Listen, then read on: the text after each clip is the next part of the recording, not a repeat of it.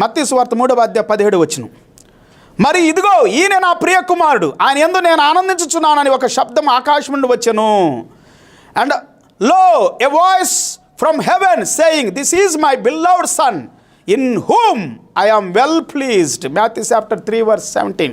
నేను ఆయన యందు ఆనందిస్తూ ఉన్నాను. దేవుడే, తండ్రే చెబుతున్నాడు, మీ తండ్రిని మీరు ఎరగరు, నేను ఎరుగుదును.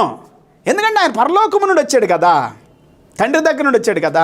మత్తయి సువార్త 17:5 అతను ఇంకా మాట్లాడుచుండగా, ఇదిగో ప్రకాశమానమైన ఒక మేఘము వారిని కమ్ముకొనెను. ఇదిగో ఈయన నా ప్రియ కుమారుడు, ఈయనందు నేను ఆనందించుచున్నాను. ఈయన మాట వినుడే. దేవుడే చెబుతూ ఉన్నాడు. పరలోకము నుండి ఒక స్వరం చెబుతా ఉంది. యేసు ప్రభువుని గురించి ప్రార్థన చేస్తూ ఉంది. ఈ దినం నేను చెబుతున్న మాటలు వినండి పిల్లారా. వింటే మీ జీవితాలు దీవించబడతాయి. వాక్యాన్ని వినుట ద్వారా విశ్వాసం కలుగుతుంది. విశ్వాసమే మనకు జై జీవితాన్ని అనుగ్రహిస్తుంది.